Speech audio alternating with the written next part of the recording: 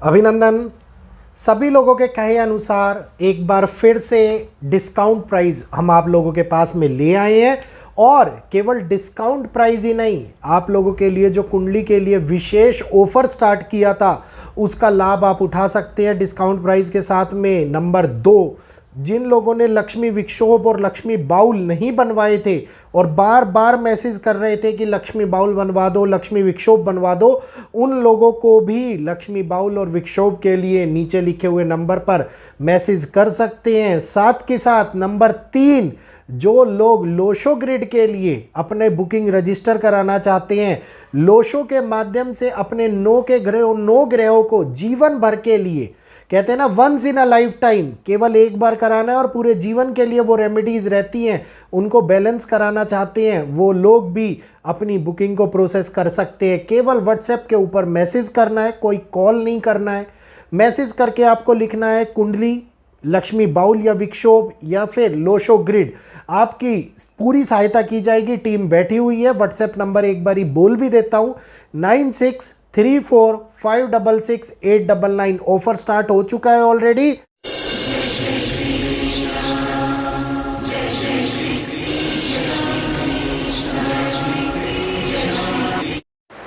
जय श्री कृष्णा। अभिनंदन। स्वागत है सभी लोगों का आपके अपने चैनल भारतीय ब्लॉगर में, जहां पर चीज़ें विश्व के अंदर एक नेगेटिव पार्ट की तरफ बढ़ती हुई आगे नज़र आ रही हैं। विश्व के अंदर अलग अलग प्रकार से अलग अलग सिचुएशंस पैनिक क्रिएट कर रही हैं।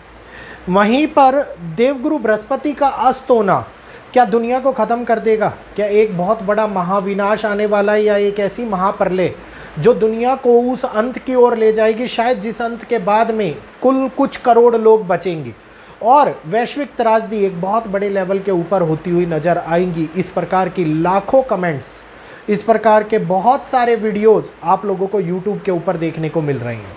इस समय के अंदर देवगुरु बृहस्पति का अस्त होना एक नेगेटिव पार्ट को जरूर दिखाता है कि विश्व के अंदर कुछ ऐसे कॉम्बिनेशंस बने जिसके अंदर कहीं ना कहीं पर नेगेटिव चीज़ें बहुत ज़्यादा इंटरेक्ट और अट्रैक्ट होती हुई नज़र आने लगे। यहीं पर हालात कुछ गंभीर परिस्थितियों को भी हमारे सामने लेकर के आते हुए नजर आए, लेकिन इसको हम ये कहिए कि महाविनाश के साथ जोड़ें, इसको हम महाप्रलय के साथ जोड़ें, ये कहना बिल्कुल भी उचित नहीं होगा, टोटली अनुचित होगा। इस समय के अंदर अगर मैं बात करता हूँ कि महत्वपूर्ण संज्ञा क्या बनती है, तो जो इतनी ज़्यादा कठिनाइयों को हमारे सामने निकाल करके ला सकती है, तो इस वीडियो के अंदर जानिएगा। साथ के साथ चैनल को सब्सक्राइब कर लीजिएगा, बेल आइकन को ऑल पर कर लीजिएगा, वीडियो को लाइक करते हुए आगे शेयर कीजिएगा ताकि अन्य लोग भी इस जानकारी का लाभ उठा पाएँ और समझ पाएँ कि किस प्रकार से हमारे चारों ओर बन रहा ये वातावरण हम लोगों के ऊपर बहुत गहरा असर और बहुत लंबा असर छोड़ने वाला है। देखिए, देवगुरु बृहस्पति जो इस टाइम अस्त सिचुएशन में चल रही हैं, तो ये ऐसा पहली बार नहीं हुआ है। देवगुरु बृहस्पति पहले भी अस्त होते हुए दिखाई दिए हैं और जब भी सूर्य के बगल में कोई भी ग्रह आता है, सूर्य के नज़दीक कोई भी ग्रह आता है, तो वो अस्त सिचुएशन में आ जाता है। तो इस वजह से लोगों की ये गणनाओं को करना कि पूरी तरीके से सारा कार्यभार देवगुरु बृहस्पति के कंधों के ऊपर चल रहा है, तो ये पूरी तरीके से गलत है।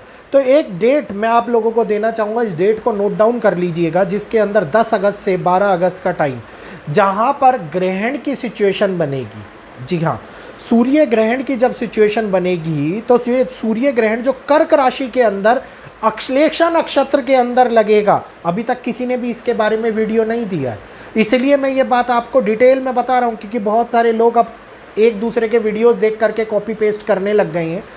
तो जब ये ग्रहण लगेगा अश्लेषा नक्षत्र में, जिसके स्वामी बुध देव माने जाते हैं, ये समय ग्रहण के चतुष्ग्रह योग का बनेगा, मतलब कर्क के अंदर पूर्ण सूर्य ग्रहण का लगना और इसके मध्य के अंदर देवगुरु बृहस्पति का अस्त होना, शुभ कार्यों के अंदर रुकावट आना, साथ ही साथ शनि भी अपनी तिरछी दृष्टि भूमंडल के स्थान की ओर देखेंगे और मीन राशि के अंदर बैठे हुए होंगे। और मीन राशि से तीसरी दृष्टि देखना मतलब ये कहिएगा कि भारतवर्ष के लिए ये ग्रहण बहुत बड़े अग्नि कारक तत्व को लेकर के आ रहा है, बहुत बड़े तौर के ऊपर खराब परिस्थितियों को लेकर के आ रहा है।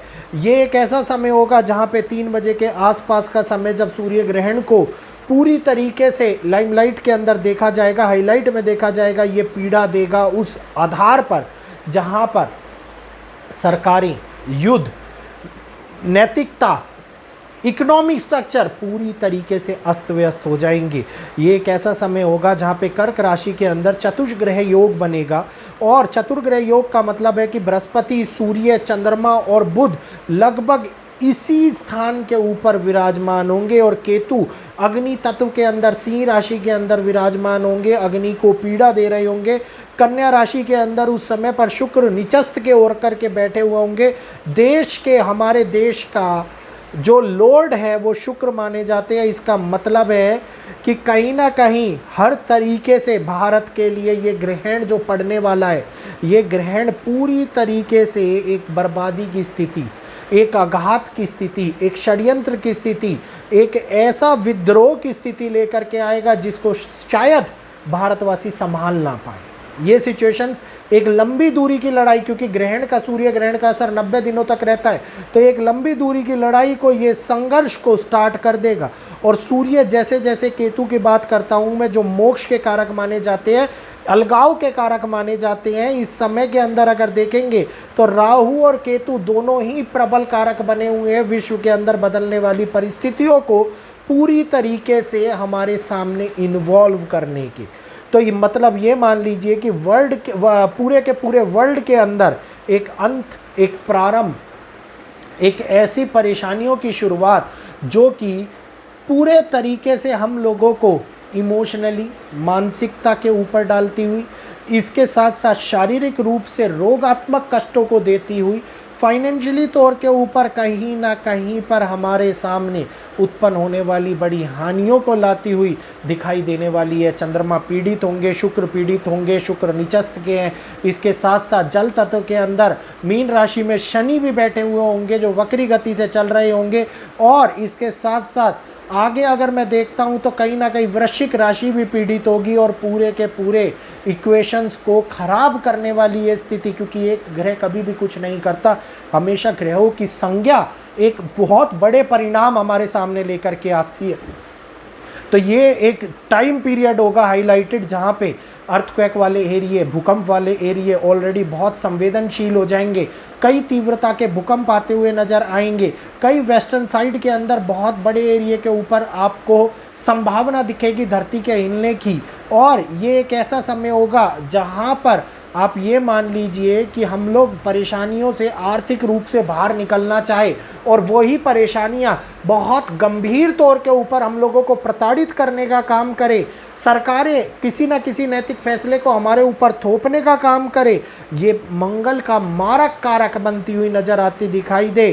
ट्रेड के ऊपर, इकोनॉमिक स्ट्रक्चर के ऊपर असर डालती हुई दिखाई दे, कानून व्यवस्था के ऊपर असर डालती हुई दिखाई दे। तो ये वो असली समय होगा जिसकी चिंता लोगों को करनी चाहिए, ना कि ये चिंता करनी चाहिए कि देवगुरु बृहस्पति अस्त हो गए हैं। देवगुरु बृहस्पति का अस्त होना स्थितियों को खराब कर देगा। अभी तो देखते जाइए स्टेट ऑफ हार्मोज के ऊपर फिर से दिक्कतें बढ़ती हुई नजर आएंगी, और यही दिक्कतें 15 तारीख के बाद में, आज ही के दिन से 15 जुलाई के बाद से आगे आने वाले 2 महीने तक हर एक बदलाव को हमारे सामने बहुत कठिन पीड़ा के तौर के ऊपर लेती हुई नज़र आने वाली हैं। तो इस बदलाव से हम लोगों को बच करके रहना है, इस समय से हम लोगों को बच करके रहना है।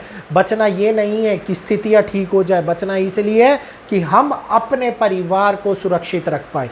उम्मीद करूंगा जो ये ग्रहों की संज्ञा के बारे में मैंने आप लोगों को बताया, शायद मुंडेन एस्ट्रोलॉजी के माध्यम से कुछ लोगों को ये समझ में ना आई हो, लेकिन जो प्रिडिक्शंस दी हैं वो आप लोगों को समझ में आई हो। तो जल्दी से वीडियो को लाइक कर दीजिएगा, चैनल को सब्सक्राइब कर दीजिएगा, बेल आइकन को ऑल पर कीजिएगा, और जितना हो सके इस वीडियो को शेयर करने का प्रयास कीजिए, ताकि अन्य लोग जो वीडियो को देख रहे हैं, जिन तक ये वीडियो नहीं पहुंच रहे हैं, वो भी जागरूक हो और बहुत बड़े तौर के ऊपर इस समय से अपने आप को बचाने का प्रयास कर पाएँ।